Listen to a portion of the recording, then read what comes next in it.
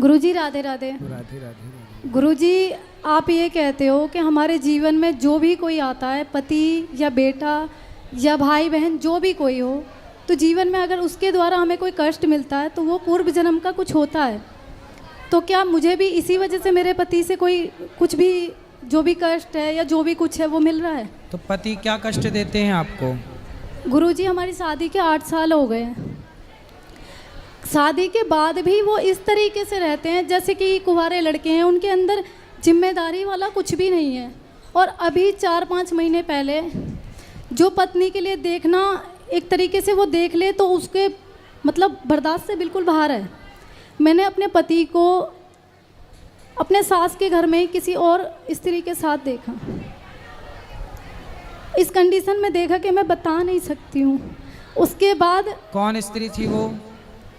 पता नहीं। तो आपने पूछा नहीं कौन है ये?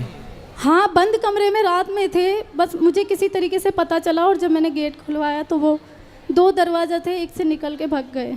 तो आप देख पाई उसको कि हाँ नहीं? देख लिया। तो कौन थी पता नहीं लग पाया? पता लगा वो वही मोहल्ले की थी, उनका कुछ उनसे गलत था। गुरुजी, उसके बाद मैंने अपने आप को बहुत कोशिश किया, ऐसा किया कि बस ख़त्म कर लूँ। फिर मेरी बड़ी वाली दीदी ने जो है मुझे समझाया कि इसका कोई समाधान नहीं है। कितने लोगों ने बोला तलाक दे दो, लेकिन हमारे इधर हिंदू धर्म में तलाक नहीं है। और फिर 2 बच्चे हैं मेरे छोटे छोटे, उनकी वजह से मैं जी रही हूँ। मगर वो जलन है ना, आज भी मुझे अंदर ही अंदर बिल्कुल बीमार बना दी। आपके पति को ये एहसास नहीं हुआ कि उन्होंने नहीं गुरुजी, सबसे ज़्यादा दुख वो देखने से भी ज़्यादा दुख वो है कि वो कभी ये भी नहीं मानते कि हाँ मैंने ये गलती की है। और अब भी मैं चाहती हूँ कि वो सुधर के चले, तो उनका बस ऐसा ही है। अभी भी उनका उनके साथ है पड़ोसन के साथ चक्कर के? एक के साथ वो एक के साथ भी तो नहीं रहते हैं, फिर ऐसा भी नहीं है, मतलब बस ऐसा ही है। तो हमसे क्या पूछना है? गुरुजी, मेरे अंदर ये सब चीज़ें जो देख लिए ना, उसके बाद जलन चल रहा है। बताइए आप मैं क्या करूँ? और मुझे उसी घर में रहना पड़ेगा क्योंकि मेरे पिताजी नहीं है। अगर मेरी माँ तो के पता चलेगा कि बेटी के साथ ये सब कुछ है या तलाक या ये सब कुछ भी, तो वो तो जीते जी मर जाएंगी। मैं उन्हें भी नहीं बताना चाहती। मुझे बताइए मैं अब क्या करूँ? आप बच्चों को पढ़ा लिखा के योग्य बनाओ और भगवान के आश्रित रहो। गुरुजी, ये सब चीज़ें चलता रहेगा तो मेरी बेटी भी है, अब 8 साल की होने वाली है। ये सब चीज़ें तो उन बच्चों पे भी असर पड़ेगा। मुझे बताइए कि मैं क्या करूं? पति को लाओ हमारे पास। गुरुजी, ना तो वो भागवत देखते हैं ना सुनते हैं, जो उसके जरिए मैं सोच रही हूँ कि उन्हें सुधार दूं। वो कुछ देखना भी तो नहीं चाहते हैं।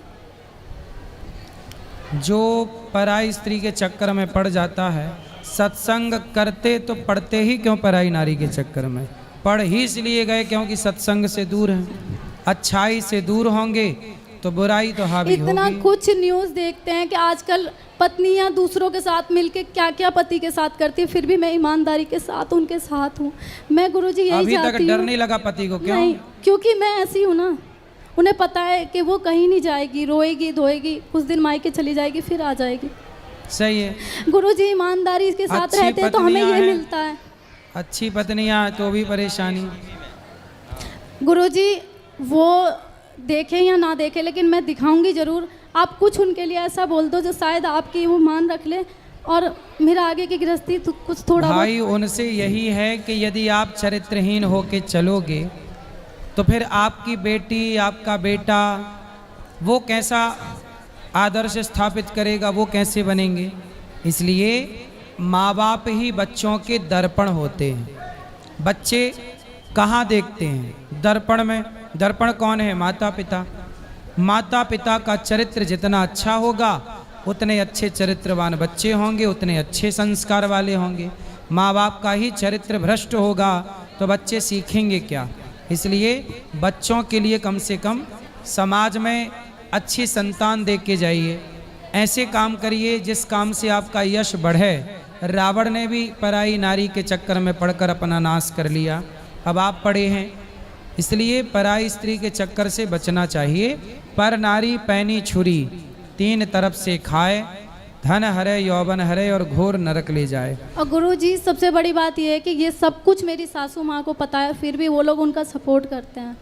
तो सास खुद चाहती है कि पड़ोसन आए। उन्हीं के घर में तो थे वो, उन्होंने चाबी दी थी। वो तो जेठानी सास के का यहाँ घर थी। और आपका घर अलग अलग है? हाँ वो ऐसा है ना, हम लोग रेंट पे रहते हैं ना गुरुजी। हाँ।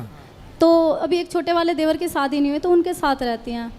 उन्होंने खुद ही सबको अलग अलग मतलब तो कर दिया। सास का घर अलग है? हाँ तो वहाँ लेके गए थे उस लड़की को। तो देवर मतलब सास दरवाजे पर सास बैठी पहरा दे रही थी कि उन्होंने कोई आ ना जाए। वो जब चाबी लेने गए उस लड़की को लेके जेठानी के घर पे, वो गई हुई थी ऐसे ही बैठने उठने, तो उन्होंने चाबी दे दिया। उनको बोलना चाहिए कि तुम्हारी फैमिली, तुम अपने घर जाओ बेटा, तुम यहाँ रात में मेरे घर पे क्यों रुकोगे, हम भी तो सोएंगे यहाँ पे। हाँ हर गलत चीज में मेरी सास ने मतलब उनका शुरू से साथ द्वारे पे दिया। सास बैठ के ताकती रहती है कोई आ ना जाए मेरे गुरुजी। छोरा को डिस्टर्ब करने के लिए। और दूसरी बात ये है कि गुरुजी उनको आज भी अगर मैं सही रास्ते पे ले जाना चाहती हूँ तो वो ये कहते हैं कि ये तो पागल है, इसकी बातों में मत चला कर, ये ऐसे ही है। कौन बोलता? सास बोलती हैं। किसको? आपको? हाँ मैं पागल हूँ। तो सास बहुत होशियार है जो अपने मैं छोरा पागल ही को गुरुजी, मैं पागल ही पड़ोसन तो के हूँ साथ कि सेट मैं करवाए इतना कुछ रखी है। देखने के बाद भी घर में निभा के रह रही हूँ। हैं? मैं पागल ही होंगी। बताओ, सासें भी ये कर रही हैं, अपने छोरा को पड़ोसन के संग सेट करा रही हैं। गजब की सास है। राधे राधे गुरुजी। चलो सास को सुनवाना ये सब, अक्कल आएगी बुढ़ापे में। दोनों नरक जाएंगे, भगवान में मन नहीं लग रहा बुढ़ापे में, छोरा को सेटिंग करवा रही है। बता। राधे राधे गुरुजी। जी जय श्रीमान नारायण जी। जी। ये मेरी सहेली है, उनकी लड़की है, तो वो बोलती है कि गुरु मंत्र नहीं लिया तो जाप कर सकते। हाँ जाप करो भगवान का नाम, और तुलसी माला से जाप करो तुलसी की माला से। और मेरा 1.5 साल का नैती है, वो जो आप कथा में बोलते हैं मैया, वो कहीं भी हो तो ऐसा दौड़ के टीवी के पास आता है, उनको बहुत अच्छा लगता है आप जब मैया बोलते। खुश और हो। वो कथा भी सुनता है आपकी, और राधे राधे भी बोलता है। सही है, बचपन उनको से राधे राधे संस्कार बोल दो आएंगे। आप भी। बिल्कुल, बच्चे को सार्थक राधे नाम राधे। है, सार्थक। सार्थक को राधे सार्थक राधे। और एक वेद। सार्थक और वेद को राधे राधे। Thank you.